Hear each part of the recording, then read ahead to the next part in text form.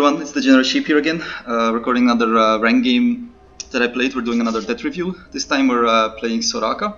Now, the reason that I picked Soraka in this game was because I saw the Yasuo and the Ornn pick already together with the Janna. And on my side I had a Caitlyn, which meant that I could just pick Soraka into Janna and basically destroy the lane. Because it's really hard to play the against the sustain lane on Janna, and at the same time I'd have some ways of dealing with Yasuo and Ornn by just a well-timed silence. Now the game itself didn't go really well and it was over pretty quickly. The Yasuo popped off pretty hard on us, but still it's actually, I think it's pretty good to do the death reviews anyway, because I've still made at least a few mistakes, and then in the end I also show a fragment of where I actually got a double kill, but I still felt like I made a horrible mistake there that made my AD carry die, so that will be also included in the end.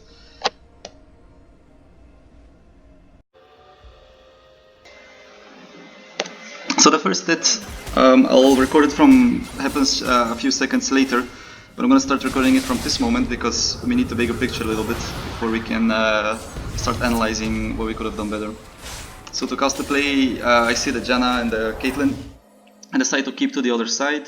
My Caitlyn is back. So I try to clear that pink ward, but then it got replaced somewhere else, so I just back off. I see that Diana is in the middle of the lane. I decide to help her a little bit. And what happens is that the Diana dies, and I also get caught out, and they absolutely whoop me.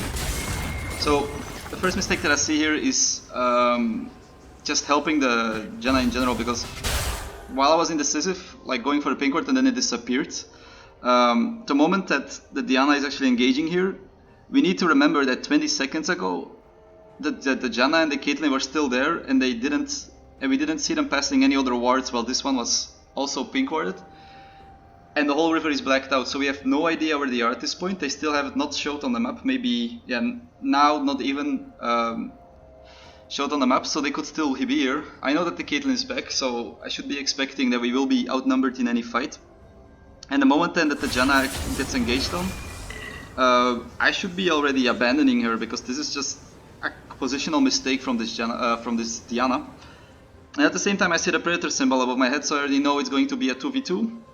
In a situation where both the Yasuo and Gragas are way strong, like the 2v2 that they have is way stronger than the ones that we have. For example, I don't have my ult yet, so I should have probably just backed together with the Caitlyn, or started going down to bot side from a safe route, or waited at tower, maybe defending if somebody had pushed out. But me trying to help the Diana here is just a mistake, because there's nothing to help. She should be dead anytime against these two, and me trying to help will just result in me getting caught out.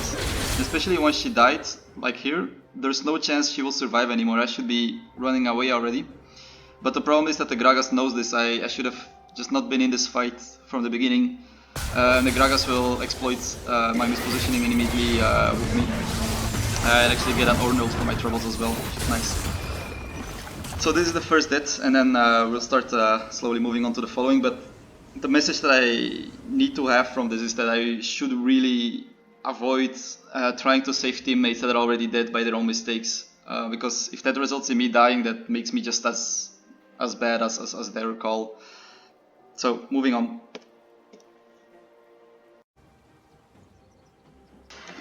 So the second death is rather interesting, because the first thing that we hear, we're just farming bot sides. Note that the Caitlyn is ahead of the Senna by a decent amount of farm.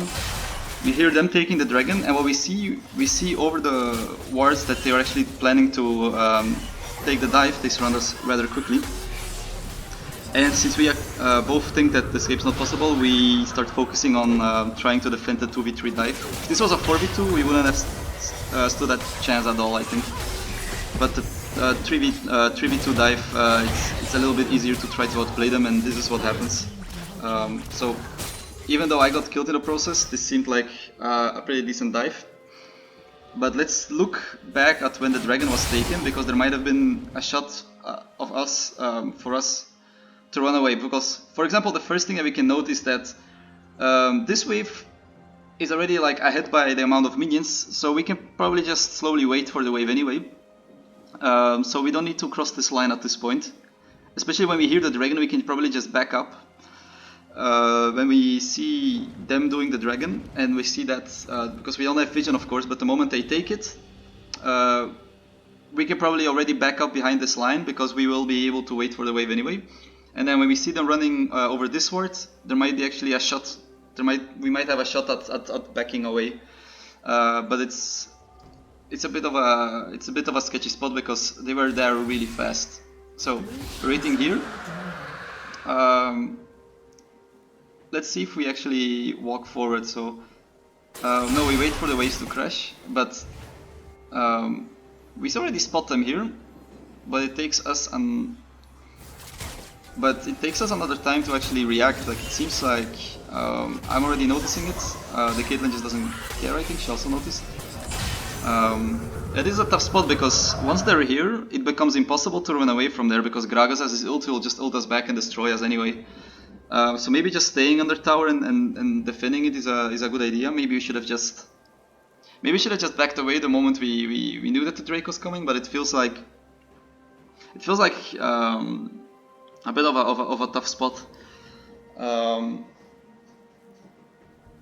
that I think of it, yeah, we were already low. It might have been a better idea to just immediately just back off at the moment they took the Drake. But it will be. I don't think I would have done it in any other game either. So this is a bit of a tough spot for me. I don't really know what the optimal play is here. But then of course what happens is that maybe the die should have been handled better. But we hide on the far side of the turret very well. The Caitlyn flashes. We managed to outplay the Gragas dash as well. All in all, I think that this is a pretty decent outcome of the situation.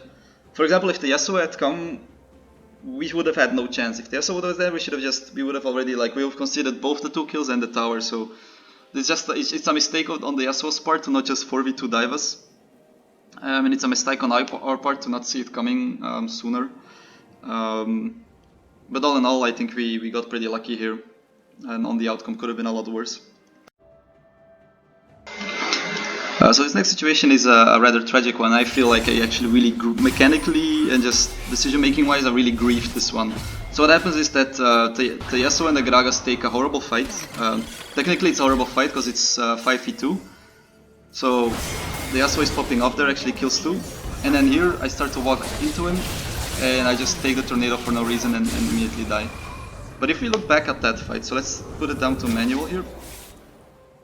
So the decision making here is actually a big mistake on their part, because they don't know where Camille is, and it seems that Camille is bot side, so they're straight up just walking into a 2v3 where we actually have a priority. So it could very fast turn into a 5v2. Maybe we're a bit slow on the reaction, but the Yasuo absolutely demolishes Amas. He's 3 levels ahead of the Diana. And he catches them in a perfect ult and just kills them before we can arrive. So maybe at this spot it's actually not a 2v5 anymore, it's not even a 2v3 anymore, because that guy is also out of the fight. So instead of us somehow making it a 5v2, what happened is that we made it a 2v3 followed by a 2v2. And that is something that a champion like a Yasuo, especially with some kills, will have no problems in dealing with. We didn't actually clump up on him at all. So first of all, actually us coming now is a mistake, because we cannot do anything anymore. And then the second thing is actually after the silence, just straight up not dodging the tornado is it's also a bit unlucky, because I felt I could have silenced him on time, but he buffers through it. But still, then I didn't dodge at all. I just straight up walk into him instead of walking back, so he needs to have more time to get to me. So he insta-gives me, and then the Caitlyn also doesn't manage to kill him. But this is, in my opinion, a double mistake on my part. First off by not making the decision to back off after they already destroyed 3 of our players, and then followed by just straight up, walking into melee range of Yasuo, because I'm a Soraka. I should be not doing that. But yeah, it feels like the moment that he just solo kills solo kills both our solo laners, we should be we should be very wary of getting in that fight at all. I mean, it's not worth at all. But the problem is that if we actually don't get into that fight somehow, maybe we just, if we walk past and he leaves us alone, that's cool. But if he doesn't and we just wait here, then we're still gonna get 4-man dived anyway. So it might be like there would have been no escape. But maybe if we just take the safe route through here, silence him when he tries to dash, maybe there's a chance we get away somehow. So it's not about fighting him anymore. It's about running away without getting clipped, which is the problem. But yeah, that's actually I think the third death, so there's one more, which I'll just immediately do here as well. So it's rather simple. It's me just not respecting the enemy team during a siege. So they're doing a herald siege on us. And what happens is I'm staying way too close to this wall, and that will immediately like result in me getting destroyed because I'm actually griefing here. I'm griefing. There's no way I can do something like that, especially when behind on Soraka. It's just a really stupid idea, and I get royally punished for it. So yeah, this game actually exposed quite some flaws, positioning flaws on my behalf on the Soraka. I might explain why I have more deaths on Soraka that I'd want to. And now for the clip. The last clip that we'll be doing is, of course, the clip that I said I got a nice double kill, where I feel that there's a big reason why this double kill happened instead of the Caitlyn killing the people. So first off, I flash and in that shot on the tower. I'll just cast the play. So what happens is the Caitlyn gets poked down a lot.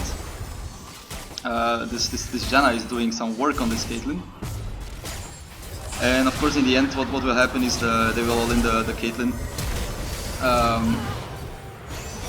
So she dies, and then them without any burst damage try to 2v1 a Soraka, which is not possible. It's truly difficult to actually outduel the Soraka if you don't have enough burst. If you have consistent damage, once you land the Q on Soraka, you regen for 108 HP over 4 seconds. It becomes very hard for people to kill you once you have when you have your pots running as well. So especially on that low HP, they should not have taken that fight.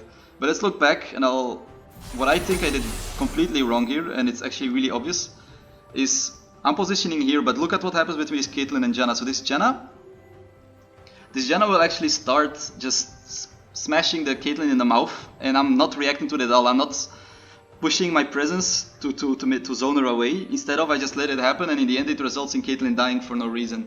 If they had actually backed up after that, they would have just gotten a free kill on the Caitlyn, but they got greedy and got double killed by me. But it's, from the start, this is a huge mistake on my part, I feel, because I did not, like, if you can look at this, I am not reacting to this at all. So this Caitlyn, like, she could have flamed me really hard this game, but she was a nice guy. He didn't flame me at all, even though I just griefed him again in that. But with that, with that, this is actually something I should work on. Like, even on squishier champs, even despite my health deficit, if I just put my presence, I just try to position in such a way that they can just go free on my AD carry. I might prevent a situation like this where the Caitlyn didn't have to die at all. And we could have probably just kept zoning the Senna away because she was very low on HP. So I feel like this was a huge mistake. And with this play, I actually want to say thank you for watching, and goodbye.